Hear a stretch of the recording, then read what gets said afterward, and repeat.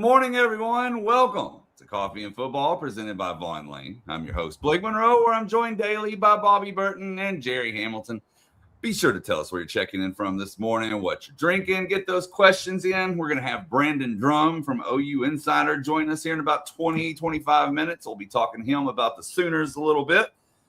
But first, Bobby, I want to kick it over to you, because I know you got some things that you want to talk about. Yeah, you're asking me where I'm checking in from. This is the University of Texas practice fields behind me. We're about 70 days away from guys getting back on this very practice field. I thought I'd come over here. I was had a meeting early this morning, so I thought we'd do it here live, but about 70 days away from practice getting going. Of course, they've got a big recruiting weekend this weekend for the class of 2028, Jerry. They have an elite camp coming up this weekend. Should be a lot of fun. We're going to be covering that at length for you guys.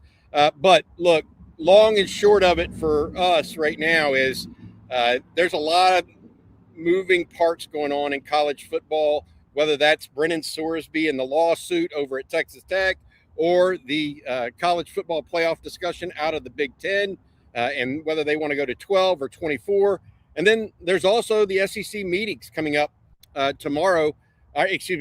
Monday in Destin. I'll be down there at that. But Jerry, you're going to be in Houston today. Listen to the head ball coach, Steve Sarkisian, talk to the Touchdown Club over there. Yeah, Jeff Howe and I will be there. Sark is speaking to media at 11:30. So again, Jeff Howe and I'll be there. It's over at the Omni in the Galleria area there, and Jeff and I will we'll have video. Everything Sark says, we will have for you here on the channel shortly after he speaks at 11:30, and then we'll come back a little bit after and have some thoughts on that after everybody gets to watch what Sark has to say. So we'll do that. And then we're going to have Jeff and I also have a 2 p.m. interview today, which we'll tell you a little bit about as it gets closer to when that'll publish, which will be Saturday, which I think you guys will like as well. All right. Well, I tell you what, before we get into the weeds of it, Bobby, why don't you go ahead and let everyone know about Vaughn Lane this morning? I can do it. All right, Longhorn fans in the Woodlands and North Houston, listen up. Vaughn Lane just launched a new route between Austin and the Woodlands, and you can book trips right now through October. That means football season is covered. No more white-knuckling it down 290. No more fighting for parking. You ride in a first-class leather seat, connect to Starlink Wi-Fi, grab a cold drink, and show up at the game ready to go. But it's not just for game days. This route is perfect for business travelers heading to Austin for meetings, state government work, or the UT campus. And for folks in Austin, it's a straight shot to the Woodlands for concerts, family visits, or business in the area without dealing with that Houston traffic. And here's what you're not paying for on Vaughn Lane. No bag fees, seat assignments, or any of the nickel and dime nonsense the airlines have cooked up lately. Everything is included, from Wi-Fi, snacks, beverages, hot towel service, and complimentary meals on select departures. You boarded a private hotel terminal with no TSA and no lines. Vaughn Lane connects Austin, Dallas, Houston, San Antonio, Fort Worth, Plano, the Woodlands, Nashville, Memphis, and Atlanta. Book at vaughnlane.com. Enter code OTF26 at checkout for $20 off your first ride. Vaughn Lane, your private jet on wheels. Thank you so much to Vaughn Lane for being a sponsor of every Thursday morning's Coffee and Football. Okay, well, we got a lot to talk about this morning, Bobby. I'm going to let you just kind of jump on into it. You got some stuff you posted over at ontexasfootball.com, and plus a couple of other things you wanted to get off your chest. So I'm going to let you lead the way. Yeah, I listened a little bit to Jerry and Rod speak yesterday about the Brennan Sorsby situation at Texas Tech. And Jerry and I talked this morning, and we were like, what does Texas do to mitigate its risk for something like Sorsby happening to them? I mean, pretty simple question, right? What does Texas do that can help them head something off like that at the pass? And I was told that Texas uses something called a geofence for all of its athletes, and they have deals behind the scenes with all of these sports books, or not necessarily sports books, but daily fantasy sites, etc., that they get an automatic ping alert anytime someone uses that service. And so it costs them money. They have to spend the money to actually have this software. But what's interesting, Jerry and Blake, they don't just do it for the players; they do it for all personnel too. Yeah. So they're not just worried about the players. I mean, they do it for all personnel across the athletic department. And I think that as we talk about things like the Brennan Sorsby, which is certainly a case of it's sad that we're going to court to try to keep a guy playing that clearly shouldn't be, but it's even sadder that it happened in the first place, right? And for me, this, it should be a peace of mind, at least at some level. Of course, nothing is foolproof. Nothing is ever foolproof, but at least Texas is doing something positive on their end.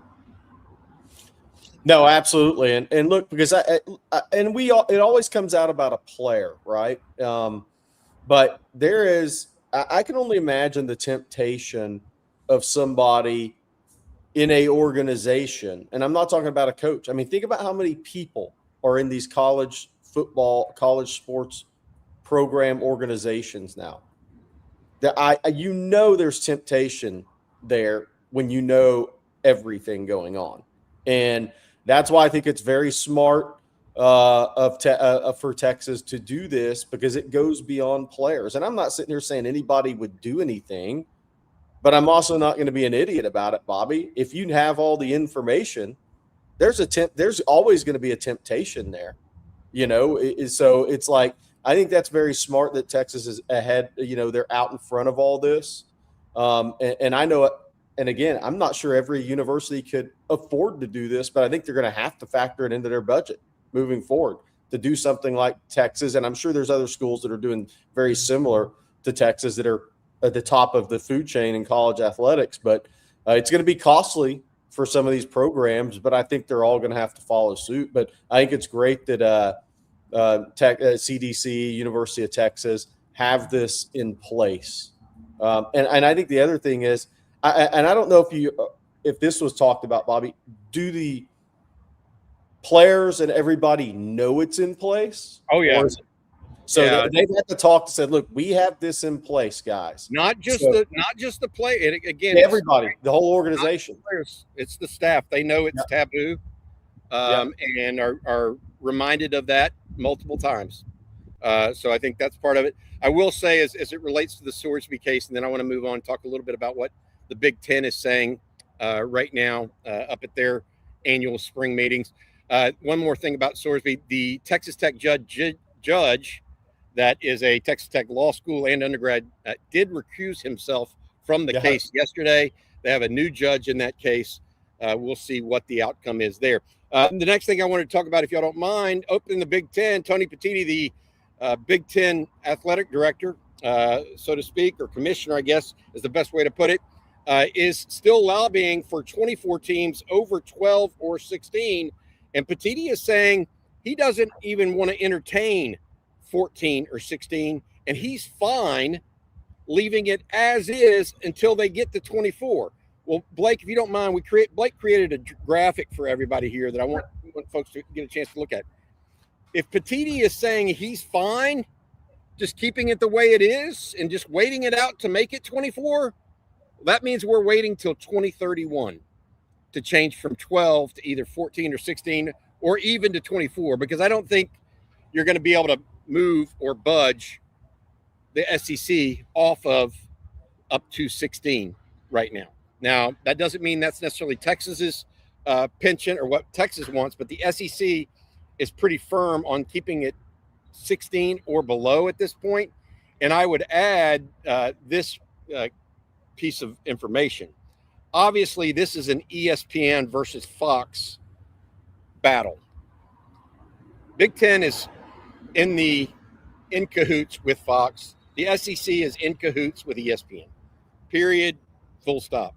ESPN just signed a new 6-year deal that started last year for this college football playoff. And already Fox is trying to blow it up, essentially. That's how SEC and ESPN officials see it. And so that's part of what's causing all the issues across college sports. As you can see here are the out dates for other conferences and schools. The Big Ten wants to have this in place by 2030, actually, so that it can sell its rights into the college football playoff. Whereas the SEC's expires in 2034. So the Big Ten is trying to use this as a lever point to create more money for itself. Fox and ACC, their outdates don't really matter, to be honest with you, because they're bit players in this play or in this movie. Notre Dame does matter. They're with Peacock right now, NBC Sports. But look, I'm trying to say all of this for one reason. This is a classic ESPN versus Fox battle. For us to pretend it's the SEC versus the Big Ten misses the point. Yeah. It's all about the Benjamins. And the two people that hold those Benjamins right now are ESPN and Fox. That being said, one of the things that ESPN did this bowl season or college football playoff season is they sold a couple of games to TBS. That caught some people by surprise, both at the SEC and Big Ten, selling those rights off to a couple of those games. Now, look for Amazon, look for Netflix. Yes. To try to get in on those games. And those teams and those people, Apple as well, they can actually write checks larger than ESPN and Fox. Mm-hmm. Because they can have loss leaders in content. ESPN and Fox use the NFL as loss leaders. Yeah. So I say all of that. College football playoff right now is between a rock and a hard place. That's the best way I can describe it. Two immovable forces. The SEC and ESPN locked together, the Big Ten and Fox locked together. And that's why right now we're going to see nothing move, in my opinion, on college football playoff this offseason. Absolutely nothing.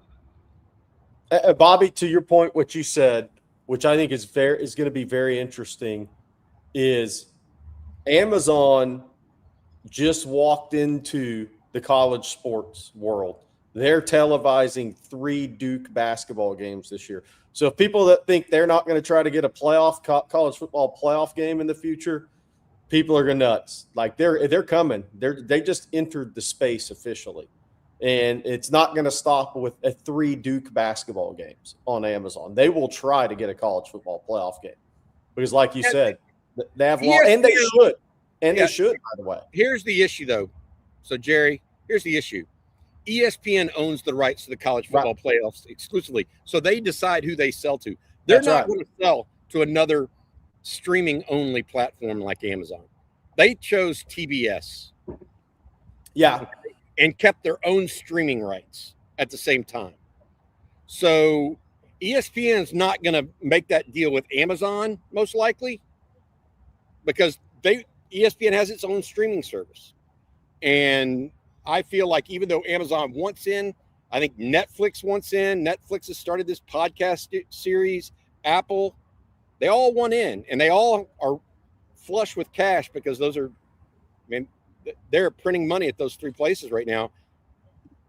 I think they'll have a say. I don't think they're going to have a say until 2031.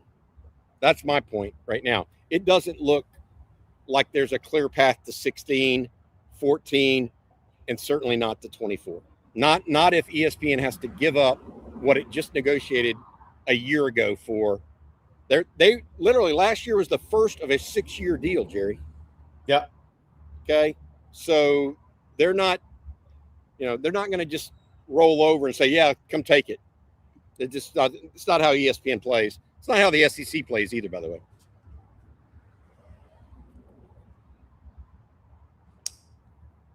Hey, Blake, I need to address something real quick. Josie said, nice spray tan. So I got to break this down real quick. This is what walking like 25 to 30 miles will do to you in Florida. So let's break this down. What does this ugly face right now mean? The areas that aren't tan is clearly Texas Tech and A&M offense in the college football playoff. And the areas that are tan are the teams that win in the college football playoff. Let's just break it down by football in the college football playoff. Here, Texas Tech and A&M offense in the college football playoff. Here, Miami and Indiana and Ole Miss in the college football playoff. That's the best way I can break down this horrible look. Going back to that conversation for just a moment, a lot of people in the chat, guys, talking about how much of a pain in the rear, I guess it is nowadays, with all these streaming services and so on and so forth. And a lot of people say, do not put this on streaming platforms. Now, obviously, that's just the way it is now, but I kind of wanted to get y'all's thoughts on that, because nowadays you got to have an app for everything. Look, I think it would be nice to say that that it could just be on ESPN and Fox or 2 or 3 stations. The reality of it is the Big 12 is already subjugated to, I don't know, the CW at times, right? I mean, if they can get more money out of Apple, what's the difference between the CW and Apple? Yeah. I mean, I really don't know. So I hear you. I don't think that that's realistic at this point. I think that we've the die is cast. We've crossed the Rubicon on the idea of keeping, to Jerry's point, keeping the Amazons, Apples, and Netflixes out of college sports or just sports in general.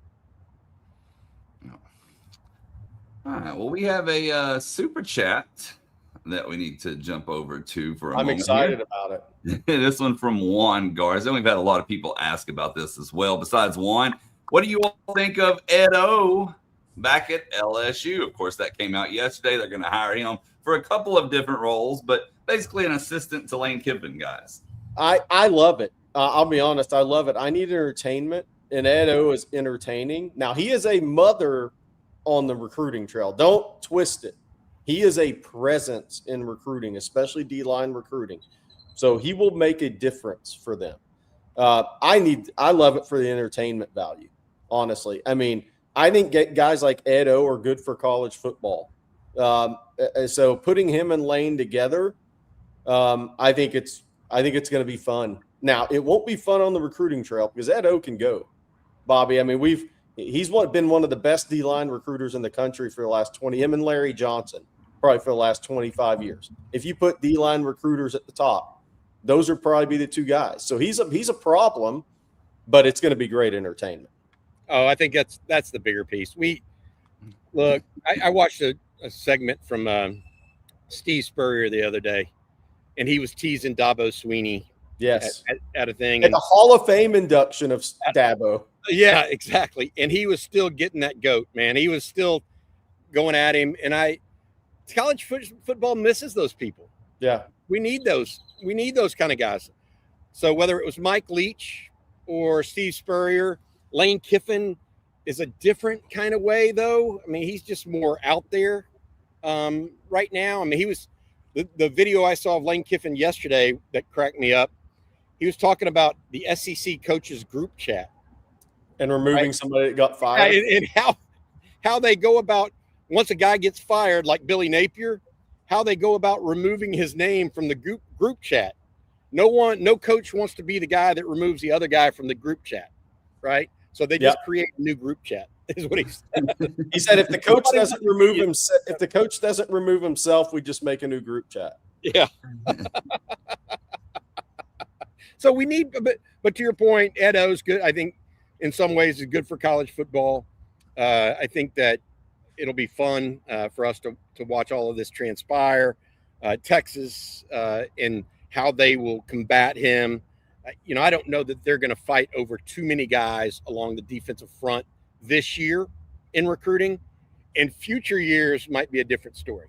Yeah. And that's when it'll come into play. But Texas, Jerry, what was the guy's name, the big defensive tackle that Texas is in on? We need to mention him real quick out of the state of Florida from yesterday that is expected to at least visit Texas at some point. Yeah, Jamar Thompson out of West Boca High. He's a guy that Texas has had some interest in. I wouldn't say he's at the top of the board. I would say that he's a June 19th through 21st visitor. So anybody saying, oh, this is now a top guy for Texas, I wouldn't go there. But I would say this, if you're going to try to get 4 D linemen in the class, They're not all going to be your top tier guys. Somebody in that second tier group is going to end up in this class. And I think Jamar Thompson is one of those possibilities in that second tier group of guys. And Auburn's very much in that as well. So I think that's one that Texas went by to see. They actually went by to see, I think Orfe went by to see him last year, but Texas didn't really make a move on that until here recently. And I think there's so many things at play right now. Colorado's suddenly offering big money to some of the top D linemen in the country. Like bigger money than other people are. So that's going to be interesting. So for some of those tier 1 guys, Colorado's trying to go over the top of some bigger schools. But then in some of those tier 2s, I said this on a show the other day, what's very interesting about what's going on right now to me on offensive and defensive line recruiting is this second tier or lower Power 4 schools know that they can't compete dollar for dollar with the top end schools. They're coming hard on 2-year contracts with upped annual prices. So you could be recruiting a guy and you may have a guy slotted at, I don't know, I'm just throwing a number out, 300,000-400,000. Okay. Some of these lower P4 schools are coming in and saying 2 years, $1 million, 2 years, 1.1. Hard to compete with. That suddenly becomes hard to compete with. So I think you're going to see Texas and some other kind of expand that D-line spot a little bit and say, okay, who wants to bet on themselves in if the tier 2 guys? Somebody will choose, hopefully, to bet on themselves from a Texas standpoint. And then because your tier 1s, you're not going to go after 4 of those guys at the prices that are being commanded, Bobby. So it's a pick and choose situation. And then the tier 2s are getting tougher because the multi-year contracts being offered right now to those D linemen from the lower P4s. Or O-lineman in the case of the young man out in Blake's Way, Seiler, at Northwestern or South Carolina, places like that. So I think it's all about slotting. I think that's part of what college football is these days. I would just tell you this and say this. I've heard a number of people say, well, Texas is only going to do this, and Texas is behind Oklahoma and A&M and Texas Tech right now. And we're going to have Brandon Drum from OU Insider on, and we'll talk a little bit recruiting with him in a minute. But here's the deal, and I want to say this. Texas hasn't started. Texas is they've got one of, if not the top receiver, one of the top 2 receivers in the country, if not the top tight end, one of the top 2 or 3 tight ends in the country, and they're just getting started. Oklahoma's 20-plus commitments right now. Texas is at 11. Yeah, Texas, most of the big dogs in Texas recruiting class are not coming in and not making decisions until June, July. So I would just tell everybody out there that's worried about that, Texas is going to be fine in recruiting. Jerry and I've talked to y'all about this multiple times over multiple years now, and we keep getting told, "Oh, you're wrong. This is the year that we need to get worried about Texas recruiting." I do worry about Texas recruiting, but not that they're not going to sign great players or good players. I don't get that's not my concern. It's who it is that they get and whether or not they fill the actual roles that they need filled with those outstanding players. So Texas has 10 top 100 players that are uncommitted coming in the month of June. 10 of the top 100. If you swing for a 300 batting average, suddenly you're up into the top 10 recruiting classes in the country, probably around 7. And if one of those guys is a 5-star, which we expect one of them to be, then you jump way up. So it's what I will say is I think you see at the end of the day, you will see Texas, Texas A&M, and Oklahoma more than likely all in the top 8 recruiting classes in the country this year. That to me is where it's headed. I think we'll talk to Brandon Drum about Oklahoma has to hit on a couple of guys, some bigger guys that they have coming in because they're already up numbers wise, so their runway is not as long. But I suspect we're going to see all 3 of those guys, all 3 of those schools sign top 10 classes this year. Well, speaking of Brandon Drum, I believe he's ready to join us this morning, so I'm going to bring him on in. Good morning, Brandon. How you guys doing? Good. How you doing, Brandon? Did you hear that conversation about recruiting behind the scenes? I did. I'm sitting here watching and just watch. I went into the chat and just kind of lit a fire and just said top of the morning to everybody to see if they would respond. And they did the way I thought they would with my OU Insider logo. So, yeah, that's exactly how I expected it to go. Warm welcomes from the Hook'em crowd. Hey, well, Brandon, tell us about recruiting right now and what you see. So we up there. We know anybody else? You kind of broke up there, but I think you asked what. We losing him, guys? We're losing you, Bobby. So, Brandon, I guess talk about recruiting from an Oklahoma perspective, what you're seeing out there from your perspective right now. Yeah, look, Oklahoma has 21 commits right now. They're going to be in the 30s in this class. They expect there to be a potential of 10 to 15 guys draftability this coming year for Oklahoma. I mean, they're that talented on both sides of the ball. And Jim Nagy came out and even said that the other day. He's like, look, we could lose 10 to 15 guys to the draft. So it's unfortunate for them in that aspect, but it's also one of those things where it's good, right? Like they're talented this year. There's a reason why people have talked about Oklahoma being one of those top teams in the nation. So they're going to take a really, really big class. And they've still got quite a bit of runway and targets left on the board, particularly at running back, defensive end, D-line, O-line, and running back. So those are the positions you're looking at right now for them. And a little bit at corner. I mean, they got 2 cornerbacks committed. They would take up to 5 potentially if they could, and it has to be the right guys. Like they're not going to take 6. They have 4 guys still left on board. Brandon Sherrard, I believe. What's the other guy? You got Brandon Sherrard, 4-star Miles. Trenton I went Blaylock. blank on his name out of Fort Lauderdale, but you got him. You got Gabe Osborne, and there's one other that I can't think of. But Bryce Williams out of Fort Lauderdale is who they're going after. So they have some runway there. However, you're not going to take all 4 of those guys. You're just going to take, probably 2, 3 at most. I think 2 is probably your number as far as what you're going to be able to take. Because the second if you landed a potential 5-star in Gabe Osborne, landing others is going to be fairly difficult. The other one's Trenton Blaylock. Excuse me. Trenton Blaylock is the other one that I couldn't remember. But and obviously he's one of y'all's targets. You guys are pushing pretty hard for him. So it's become less and less of a sure thing for Oklahoma with him.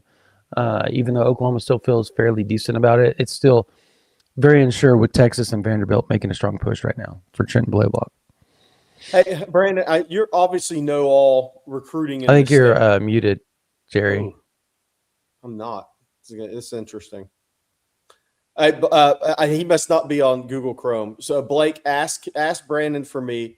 He knows all recruiting in Oklahoma. Ask him about Israel Hammonds that Texas loves out of Choctaw, and kind of what are his thoughts on Israel Hammonds. Brandon, can you hear me? I can't hear you guys for some odd reason. Uh-oh. Okay. So it's not just you, Jerry. Pull Brandon out. And then we'll come back. Yeah. And maybe he can get what's going on behind the scenes. I think it's because he's not on Google Chrome. We've had this issue before. If you're not on Google Chrome, then sometimes it doesn't connect. Yeah. And I think Bobby is getting to a better spot with better service. So we'll have him join us here in a moment. But hopefully we can get Brandon's issues worked out, and then we'll come back to him. But I tell you what, Jerry, while we do that, while we wait on both of them, we got a super chat for you while we're talking about recruiting from Hollywood Russ. He says, let's say Texas lands Monshon Sales and Easton Royal. What do you think that does to the Texas wide receiver room? I would add, I know what you're asking about. I'm always going to mention Bryson Thrower. He is a top in-state guy. I think I'm going to still say it's unlikely that both of those guys, but we'll see what happens down the line. I think Texas has a legitimate shot. So I think it's worth talking about, but I still think it's a little unlikely that both those guys end up in the same class for somebody. Look, Texas is going to lose. I think they're going to lose 3 guys this year. They're going to lose Cam Coleman.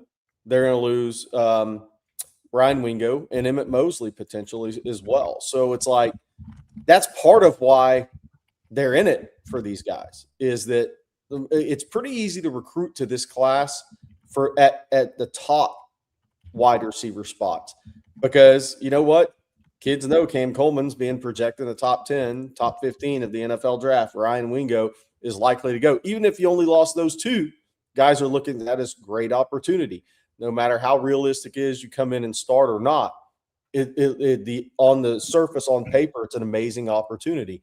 So I think that's one of the reasons that Texas is in a position to go compete for Monshun sales. Because Eastern Roll is a little different. That's a little different category. Hey, Cam Coleman going pro, maybe I can come in and take that spot, right? So I think that's part of it. What it does to your point, what does it do to the wide receiver room? I don't think it changes much to the wide receiver room.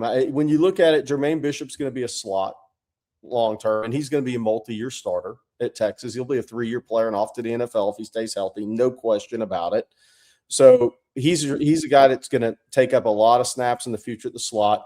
Cohen Brown, I think, is a guy that's going to move around and do different things and be used in different ways at Texas from the wide receiver spot. Monshun Sales doesn't really affect him if Sales was to come to Texas, right? A bigger receiver doesn't really affect him if he comes to Texas. Then you get to your Khalil Lockett and a couple of those guys, and what happens after the season. It's kind of unpredictable right now. The reality in college football is all these guys won't be back. Just somebody's going in the portal. 2 guys may go in the portal. Just look at college football and you know it's coming after the season. And who that is going to play out during the season. Then what Texas offers some of these guys to say, here, okay, here's where we have you slotted if you want to come back. And if you don't, we get it. So then those discussions that's after the season. So we'll see how it plays out. But I think from a number standpoint and an on-paper look of the wide receiver room and the possibilities, I think that's why Texas is where they're at with Monshun Sales. And look, his family's from the South, so we'll see. I know some people have put in a pick for Indiana. We'll see what happens on that. Family is from the South, so there's a possibility. And look, anytime you're considering the home state school that you currently live in Indiana, but the rest of those schools are all from the South, that gets into an interesting discussion. Ohio State overcame it with Jimmy Callis. He had all Southern schools with Ohio State. So we'll see where it goes. But the difference there is Monshun Sales family's from the state of Alabama. They're from South. And I'm not saying he's going to Alabama. So that makes it a little different. And I'm going to try to bring both of these guys back in just a second. But first, Jerry, I'm going to tell everyone about our sponsor today. That's Prize Picks. The NBA playoffs are here, and this is the perfect time to jump in with Prize Picks. And what I like about it is how simple it is. You don't have to overthink it. You just pick more or less on 2 to 6 player stat projections. You build your lineup, and then every bucket, every rebound, every assist, and every big playoff moment feels a little more intense. But it's not just the NBA. You can make lineups across baseball, hockey, UFC, soccer, golf, tennis, college hoops, even esports. Jerry's a huge esports fan. Plus, Prize Picks is now available in all 50 states, including Texas, California, Florida, and Georgia. So pretty much wherever you are watching from, you can get in on the action. And right now, Prize Picks has the Do It Live NBA Final Sweepstakes. Make a $5 lineup with at least one live NBA player pick during the playoffs, and you could win a trip for 2 to the NBA Finals. Live player picks are made after the game has already started, so you can watch the flow of the game and jump in from there. Just download the Prize Picks app today. Use code ONTEXAS to get $50 in lineups after you play that first $5 lineup. Again, code ONTEXAS to get $50 in lineups after you play your first $5 lineup. and that's Prize Picks, a preferred partner of the NBA. And with that, I'm going to bring back in Bobby and Brandon, and we're going to try this whole thing again. Brandon, can you hear us this time? I gotcha. Okay, good deal. Gotcha. Hey, I heard the last part of what you were saying there before we tuned out. I had to move around on campus here and get better Wi-Fi. The question I had for you mentioned Jim Nagy saying that Oklahoma had 10 to 15 NFL guys. Is this the year that they're pointing to? I mean, is it a clear big year for OU, or do you think they're a year away, or is this the year? I'm not the one that I don't know that I could sit here and say it's the year, because I don't think there's ever really the year, essentially, for like, you feel like it is, you feel like you've got a decent chance always if you're a program like Oklahoma. But at the end of the day, yeah, they have talent. The thing that they have Mateer. I mean, this is year 3 under Arbuckle for him, dating back to, as far as a starter, dating back to his time at Washington State. It's like year 4 or 5 with him, essentially, with Ben Arbuckle. But that's the big deal, like, because the second you lose Mateer, you're losing all that experience, and now you've got to go to a Bo Bentley, a Jamison Roberts, right? Those are going to be your guys, youthfulness, very talented but very youthful players. So the experience, the leadership, all that kind of falls by the wayside. Oklahoma's been recruiting at a high level, so I don't really think that they're pinpointing it as this is the year, that's the year, this is the year. But I will say, you lose Mateer, you could lose Taylor Wine, you could lose David Stone, Jaden Jackson, Kip Lewis. Like, I'm naming Peyton Bowen. Like, you hear all these names, right? You hear all these names, and you're like, golly. And yeah, after this year, it could be a struggle. But I think, yeah. So I guess to answer your question, short and sweet, yeah, I think they think this is the year. I don't know how. If I feel, I think this is the year, because I know how tough their schedule is. So I think everything has to work out. What kind of confidence level do you have in John Mateer? Actually, like, I know that he came out of the chute hot last year. People didn't really know what to do with him until they just started stopping the run and made him primarily into a passing quarterback, and he kind of faltered, frankly, as that. Now, he still led the team to a college football playoff. Right. Is he gonna still throw it to the other team enough, or too much to really go too far in the playoffs? Yeah, look, they asked him about that. He's changed his throwing motion. A lot of that forcing, a lot of that. There was a lot of uncomfortability last year with his thumb when he came back. He went from being a fairly accurate, wasn't throwing a lot of picks to start the season. The offense looked really good the first 5 weeks of the year, right? He hurt his thumb, and he started overcompensating with not just with his reads. It was confidence. It was his unsureness. Could I get the ball there? Can I? And there was a hesitation, all kinds of stuff. You add that to the fact that's new offense with Ben Arbuckle, and it was just compounding over and over and over. I think year 2 with everybody, him actually being healthy, I think I wouldn't expect as many interceptions. Having said that, he's a gunslinger. He plays with that gunslinger mentality. So for me to sit here and say there's not going to be interceptions I'd be lying to you both face. Dude's going to throw some picks. Dude's going to make some stupid mistakes, because that's who he is. It's not that he's being dumb. It's that he's being brash. He's being himself. Yeah, we love him for it. We love him for it. I know you guys love it, but it worked out great for y'all last year. It was he should have never played in that game, by the way. But that's a whole other topic. But that's who he is. Just gunslinger mentality. He's going to make some plays, but then at the same time, you're going to look back and there's going to be plays you go, holy crap, how the hell did he do that? Like, type of stuff. So you have to live with that, the good with the bad sometimes with him, unfortunately. Hey, Brandon, I've said, just looking at Oklahoma from my perspective, it'll be interesting to get yours, is the biggest thing because there's an adjustment when you move to the SEC. Washington State to the SEC on a weekly basis is a big adjustment for a quarterback. Yeah, it's a huge adjustment. Yeah. Arch had his. So it's not like it happens to all these guys. But I've said the biggest thing that can happen for Mateer in Oklahoma this season is if the run game and the offensive line show real improvement. Because if any quarterback is really left out there on the island in the SEC, it's tough. It's tough. Yeah. You need in this league some run game to help. Where do you stand on that being a key for Oklahoma and for Mateer next year? How do you feel about that right now? Because on the surface, Fasusi, Foge, all those guys, they're older, right? So the offensive line should be maturing. But is the run game going to mature enough to help Mateer in this league?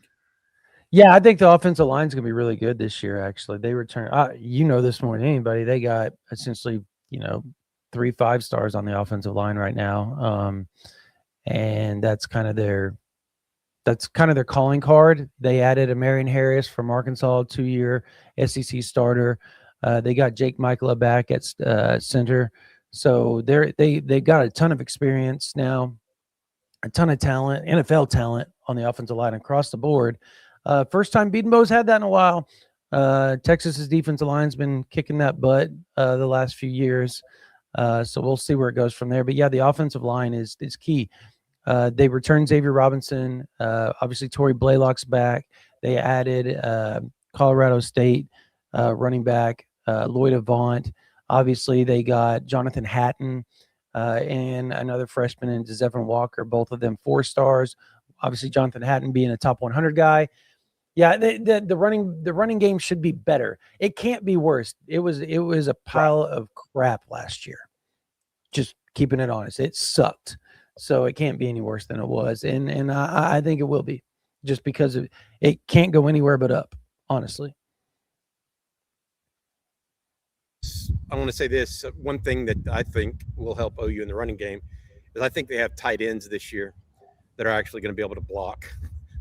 Last year, your tight ends were olaying people on the regular. This year, I think you went out to the portal, got the Florida tight end. I think you're going to be better blocking tight end. Frankly, I think Texas will be better blocking tight end as well this coming year. All right, Brandon, thanks for joining us, man. We appreciate you so much. Yeah, appreciate you guys. I got to ask another question. Oh, go for it. Okay. Yeah, because we got cut off. I need 2 things from Brandon, because he knows the state of Oklahoma so well in recruiting. So Texas loves Israel Hammond from Choctaw. My guy, Izzy, what's up? Yeah, what can you tell Texas fans about Israel Hammonds, who's going to visit Texas in June? I know Oklahoma State I feel like they're going to actually be a little formidable in this recruitment, but what can you tell Texas fans about Israel Hammonds? He is long rangey. He's a D end at heart, I think, playing outside linebacker. So I think you're going to like him as like a stand-up jack type guy at the end of the day. But he loves to take people's heads off. That's the way he plays. He plays fast. He plays violent. But he plays in space and 7-on-7 like it's nothing. Super athletic, super athletic kid. So you could probably move him to middle backer if you really, really wanted to. But he is going to be one of those twitchy. He bends really, really well. He does a lot of things off the edge that just can't be taught.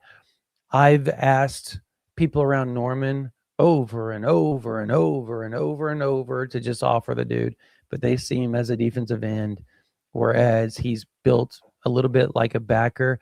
And all I do is I point. You have that guy Arm Mason that was built like that too. You got a guy named Jake Krell that was built like that as well, and they just didn't want to go that route. It stinks because he's 20 minutes from the campus of the University of Oklahoma. It is what it is, but yeah, if you all end up with him, that would be an immaculate pickup. You think Oklahoma State's going to be a little formidable in this, right? I do. I think that's who the competition is. Yeah. They really, Choctaw has a bunch of his buddies go to Oklahoma State. Choctaw either has produced a bunch of Oklahoma State players or they produced OU players over the years. So there's just such a in-state vibe there that it's really, really hard to combat if you were an out-of-state program. That said, it's Texas. You go down there and you never know. So I think he's going to enjoy the visit. I think it's going to blow him away. And I think if they hit all the right buttons with him, and it's not going to be NIL, it's going to be, can he play the right positions, all that type of stuff. I think Texas could pull this one off for real. So. All right. That is Brandon Drum. Thank you, Brandon, very much. Boomer Sooner and Thunder up, guys. We saw we knew you'd be proud of the Thunder back there this morning. Yeah, baby. Oh, yeah. I had to because I was coming on in Austin. I know it's right there next to San Antonio. So I was messing with Central Texas people. Y'all have a good one. All right. Thank you, Brandon. I think Bobby's muted. Everybody's muted. Blake's muted. All you muted guys, take a lap. Everybody take a lap. Bobby, we're both muted. You're still muted. Now you're unmuted. Oh. I didn't know I was. I'm not muting myself. It was Blake that was muting me because apparently I'm in a wind tunnel here. Yeah, you are. Yeah, I would say this just for the record. I hope they score in Dallas this year, but only field goals again. That's my hope for them. So I appreciate Brandon coming on. He's with OU Insider. Check it out. They have a daily podcast covering the Sooners if you're interested. Hey, Blake, you muted yourself on the day Josie's in the chat. I know. The first day he's back with us live. Just so thrilled, let me tell you. But I end up muting myself. Hey, let's. I let in the Israel Hammonds. Let's show the video of Muschamp at Choctaw yesterday because I have a couple of thoughts on this. They're pretty funny, guys. Boise, we want the safety to show high and then roll down aggressively, post snap into the box, waiting for any back out. So Will Muschamp was up spending. He spent hours. Like Texas, Will Muschamp specifically loves Israel Hammonds. That's why I brought this up to Brandon Drum. Like, this is one of those pass rushing dudes that is that overhang linebacker that I think is going to be so important for Will Muschamp's scheme at Texas. And this is a guy he really likes. He's not the most highly rated guy nationally. He's not out on the camp circuit. He passed up Under Armour camp because his team was in the basketball playoffs. So he is a team guy. He's not going to show up at a lot of these events if he has a Choctaw High conflict. But this is one of the guys that Texas Muschamp really loves. You as a DC, you don't spend hours at a school like that and in the state of Oklahoma if you don't really want this guy. And that's why I asked about Oklahoma State, because Oklahoma State, I believe, is the competition. Now, he's had some other national offers like Texas, but I think they are the competition for all the reasons Brandon said. So I think Texas is going to work extra hard. Hammonds showed up at Texas this spring under the radar, I think, as he has to, being from Choctaw, Oklahoma, by the way. Then when the OV started, something totally different. They did get him on campus in April under the radar, and we hear he had a really good visit. And I think we have his huddle too, Blake. Yes. So people can watch, because this is kind of recruiting talk for the day. I think this is one of the better athletes Texas is recruiting in this class. His ability to bend, his ability to COD, change direction, his versatility, he has burst to him, but I think his flexibility and his natural explosiveness, because this is a guy whose body is really going to change in college football when he's not a three-sport guy. There you see just that athleticism. He has great hip flexibility, ankle flexion, and he has that explosiveness through and out of his hips. I think this guy's a really high-end prospect that may not be ranked there, but you can watch this tape and you know why Will Muschamp loves this guy, Bobby. I mean, you see him do a bit of everything. I'll just put it this way. Will Muschamp could care less where a kid's ranked. Yeah. He ain't spending hours at a place if he doesn't like the kid. And I would say, I want to echo this from living free, rent-free in UT. Love to see the DC invest in recruiting. Texas has been missing some of that with Pete Kwiatkowski. Now, there were a couple of guys that he was in on, like he was heavily involved with Lance Jackson. I give PK a lot of credit for Lance Jackson, right, Jerry? Yep. But not so much some other guys like Colin Simmons. I mean, he was part of it, but he wasn't a primary. Muschamp will be a primary on a lot of these guys. Yeah. And I think that's good. If he's spending that much time at a high school in Oklahoma, that a player that Oklahoma hasn't offered, my comment would be to Jim Nagy and Brent Venables, you might want to take a second look. Yeah. But, I'm fine with them not doing that. Yeah. Let Oklahoma State be the competition. Yeah. So he will be in town June 19th through 21st, assuming he doesn't do some commit to Oklahoma State before that. Oklahoma State will do everything they can to keep that visit from happening. But I think that'll be the true test for Oklahoma State. Can they keep that OV from happening? I think if this kid gets through Oklahoma State and makes the Texas OV, Oklahoma State will feel really shaky about it. And I think Muschamp's doing everything he can to ensure that OV happens. Really good player here. A lot of upside. You got to work for him, man. It shouldn't be easy. Talk about money. We can talk about NIL all we want. It don't happen if you don't work. You're not even in the game if you don't go to work. Yeah. So. Yeah. All right, well, we got some more to talk about this morning. But first, Bobby, I'm going to let you tell everyone about Laura Baker. Yeah, absolutely. If you're looking for a home in Central Texas, anywhere in Austin, Georgetown, Round Rock, surrounding areas, make sure you reach out to Laura Baker. She is your Austin real estate expert. Laura at Andy Allen Team. She works with the Andy Allen team over at Keller Williams. 512-784-0505. That's 512-784-0505. Laura at andyallenteam.com, or you can check her out, www.austinhouses.com. Again, that's Laura Baker. If you're moving to, from, or within the Austin area, there's no better person to reach out to than Laura Baker. Hey, Blake, I'm going to reset off the top because we've had a lot of people join us. And by the way, thanks as always for the continued support of OTF. We're going to continue growing and having great things for you guys. Jeff Howe and I will be at the Omni over in the Galleria area. Sark is speaking at the Houston Touchdown Club to the media at 11:30. So right after the show, I'm headed that way. Jeff Howe and I'll be there. We'll have the entire Sark interview up here on OTF shortly after that. Sark gives his media address, which I think it'll be great. I think he'll take a lot of questions today. I think we'll get some info on some guys from an injury standpoint, where they're at as they start summer workouts, and just kind of his thoughts post spring with some time to look back on it now. So I'm excited about that opportunity for you guys to hear from Steve Sarkisian. And obviously he'll speak again next week when Bobby will be at Sandestin for the SEC spring meetings. I think this one will be probably more Texas team oriented today. And then we'll get to hear, I think, Sark's thoughts on a lot of things, SEC, college football playoff, and all that next week.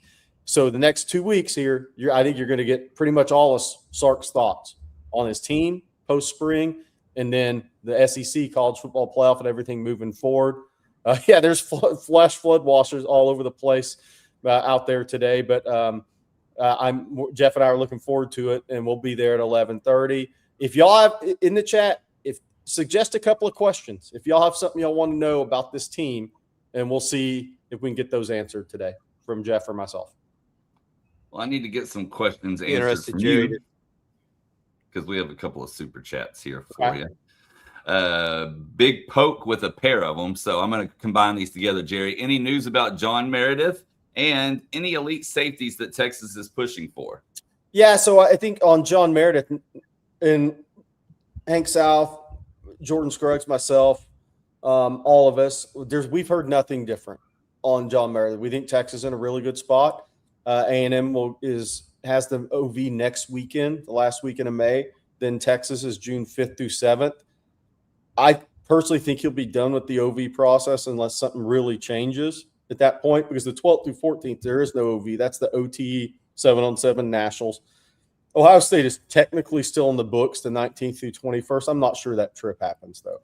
My source has been pretty spot on this recruitment the whole way through. And even when it was initially said about Meredith, oh, it's A&M and Alabama, oh, it's A&M and Ohio State. He was the source is always like, man, if this doesn't come down to A&M and Texas, I'll be shocked.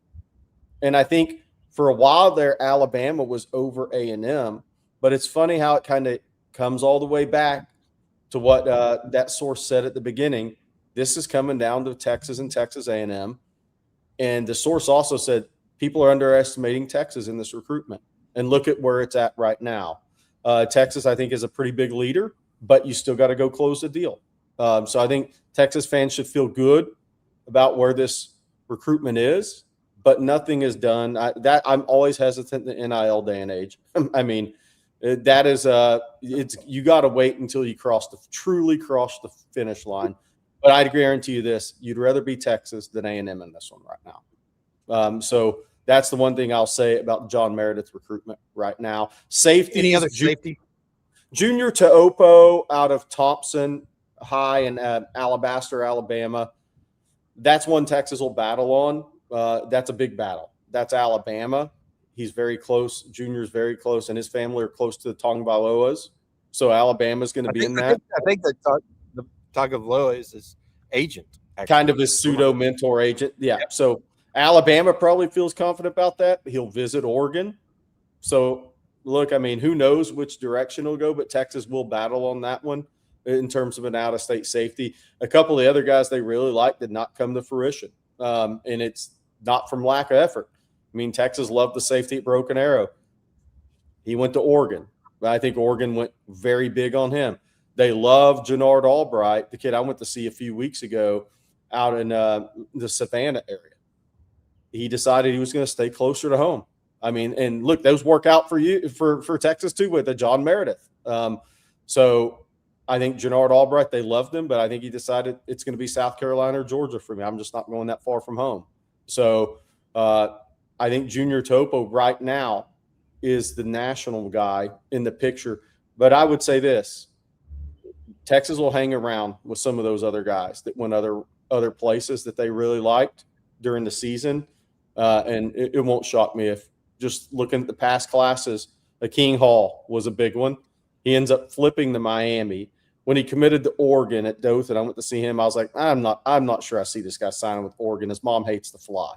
She's anti-flying. He flipped to Miami.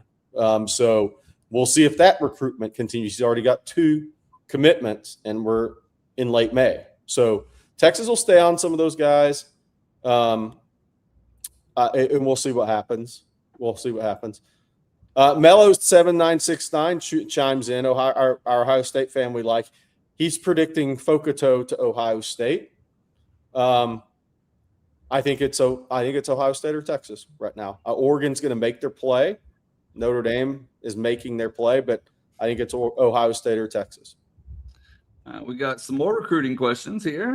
Rocky P. Thank you, Rocky. Appreciate you as always. Let's say Texas gets Swanson and Kamara to round out their offensive line class. What grade would you guys give the O-line recruiting class as a whole?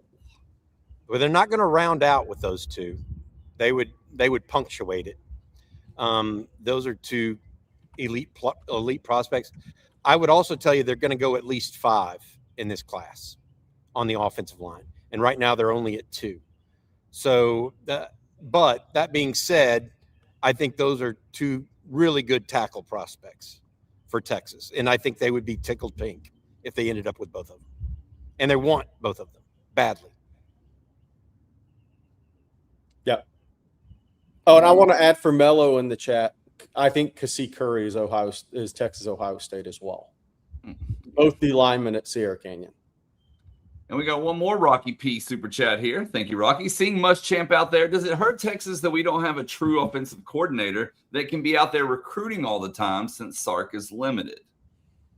I don't think so. Yeah, that was in unison. Yeah. Look, Sark does a really good job as the head coach. I mean, almost every head coach out there is one side of the ball or the other. And so everybody has to deal with that, right? With Elko, he's their real defensive coordinator. With Brent Venables, he's their real defensive coordinator. I mean, the head coach is just everybody has to deal with that. So I don't think Texas is particularly disadvantaged with offensive prospects over that. I mean, Lane Kiffin can't go out, right? Yeah. If you're as an offensive coordinator, and he's the guy. So I just don't think Texas is particularly disadvantaged. There you go. All right. Should we do a live in a yoga studio while we're doing Some yoga? hot yoga? I might have better Wi-Fi than the University of Texas campus. I think we should. I think the week of the Texas LSU game, we should do a live from a yoga studio. Maybe even in Baton Rouge. You go do that. I will. Hot yoga at 5:30. I'll do it. I wonder how red your face would be after that. I've done hot yoga, man. Pretty red right now.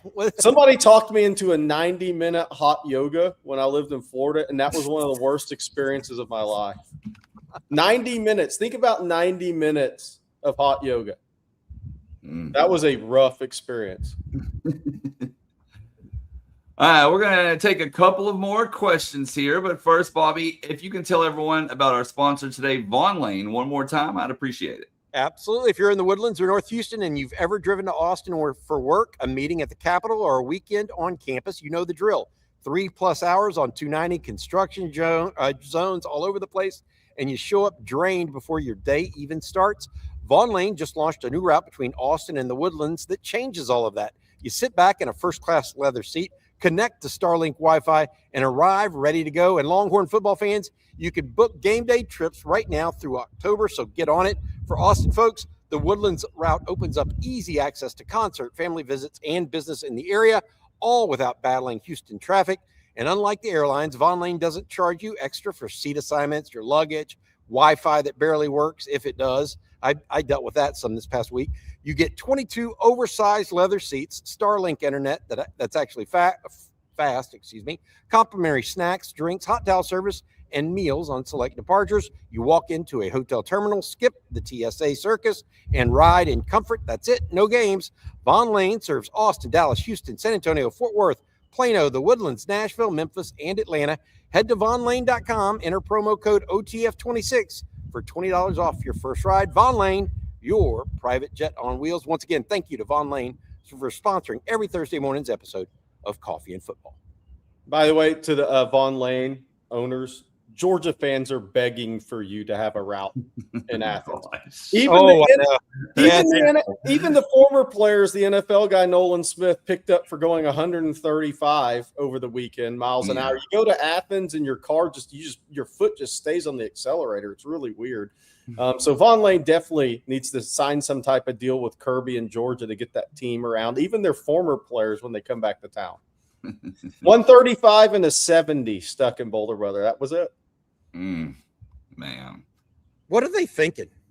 They're not. That's the problem. Seriously. They're not. That is the issue.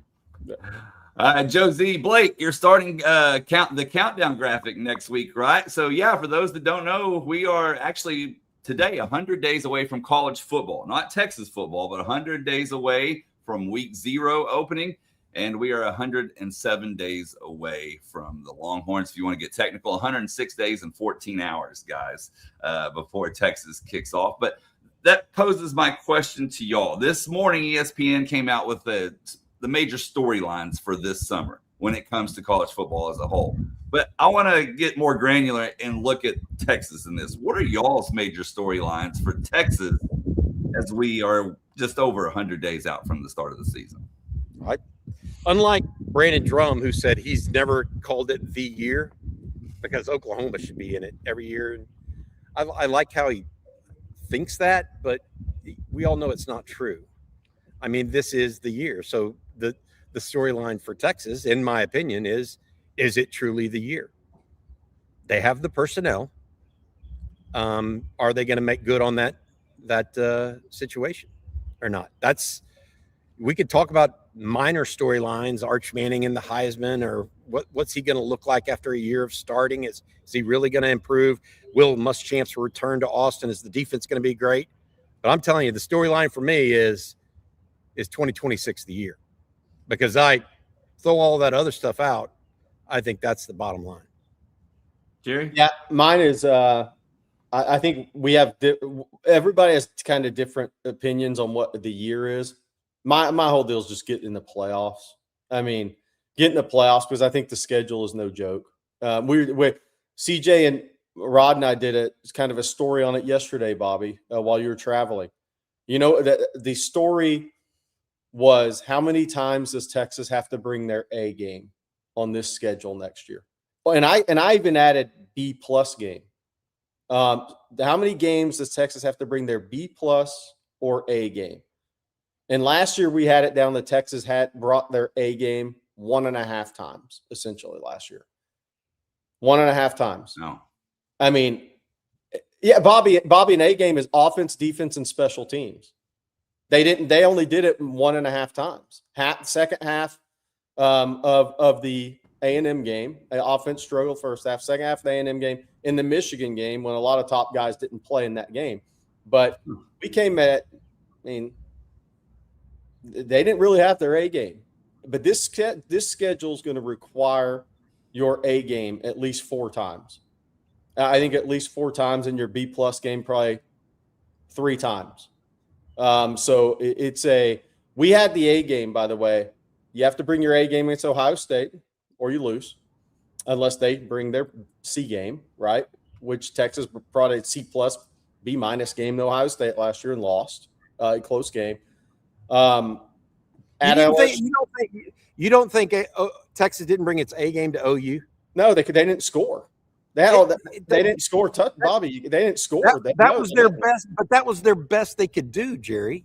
They performed at their highest level in that game, in my opinion. I don't think all three good offense last year early. Yeah, I don't think all three. None of us thought all 3 phases. None of us said that was an A game. Well, I mean, you're grading it not on what they could do, but what you would hope them to be able to do. I didn't expect them to score a bunch against OU last year. Nobody would have after you saw them go up against Ohio State or Florida. Yeah, in my opinion. I thought they brought their A game against OU. Now, was it a perfect A game or something like that? No, but I don't think you have to score a bunch of points to bring your A game.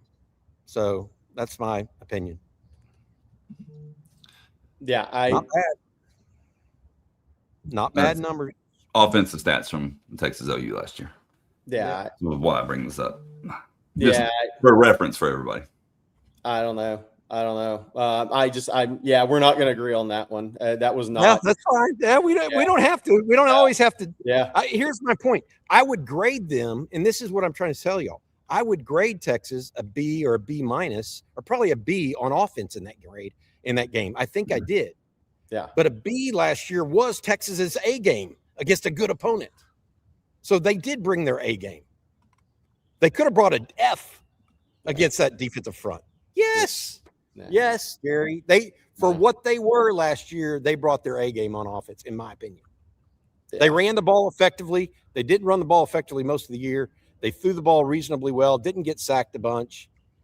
I mean, I think that y'all are grading it on what an A game should look like versus what they were last year. Yeah, they were back on offense early last year. And if they don't have a much different game this year, then they're in danger of losing 3 on this schedule. So how many times does Texas have to bring their A? That's for the chat. If y'all didn't watch that, how many times does Texas have to bring their A game on this schedule this year? I think at least 4. I think because it's going to look. The thing about this schedule this year, you're playing night games on the road in places you've never played. That adds a different. You're still going through this whole SEC learning phase, kind of like playing at Florida last year. Even though that was an F game, you just didn't get off the plane with a game. But at Tennessee, you're gonna have to. No matter what people think of Tennessee's team, you have to bring it. You have to bring it in that game. At LSU, you're gonna have to bring it. I'm of the opinion you're gonna have to play a B plus game at Missouri because Eli Drinkwitz is a good coach. And that's one you're probably not going to be emotionally up for. but your performance has to be up there on the road because they play a lot of people really close. That's the SEC. They play a lot of really good teams close up there.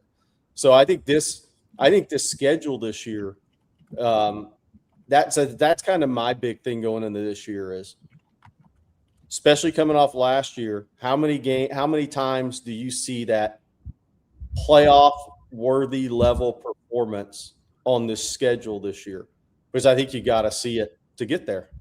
That's just where I come out. Interesting discussion. Chat has a lot to say too, so that's a good one to end on, no doubt about it. All right, guys, that is going to do it for this episode of Coffee and Football presented by Vaughn Lane. We want to thank them along with Laura Baker and Prize Picks for sponsoring today's show. Thank you to Brandon Drum for joining us as well. Bobby, what do you have for everyone later today? I think they've got some more recruiting stuff coming up. It is a big weekend in Austin with the elite camp coming up. They've also got a number of other things going on in recruiting as well as other aspects. We've got talking about everything that you can think of under the sun right now over on ontexasfootball.com. We've started a list of official visitors for the elite camp as well as the month of June. We've got updates on several recruits. Just come visit us over at ontexasfootball.com. We also have a couple of videos coming up here later today. That's right. And 3 for 3 right now. Don't forget it. 3 months for $3. Limited time offer, as Bobby said, on texasfootball.com. And one last reminder, Jeff Howell and I will be at the Houston Touchdown Club at 11:30. Steve Sarkisian is speaking to media there. We will have that, everything he had to say here at OTF shortly after. There you go. Good stuff. And that's a great time to hit that like and subscribe button if you haven't already. Ring the bell so you're notified anytime we go live, and that way you don't miss that or anything else that we post. And we hope you all have an outstanding day today. We'll be back tomorrow morning. So for Bobby Burton and Jerry Hamilton, I'm Blake Monroe, and we'll see you then. Hook 'em horns.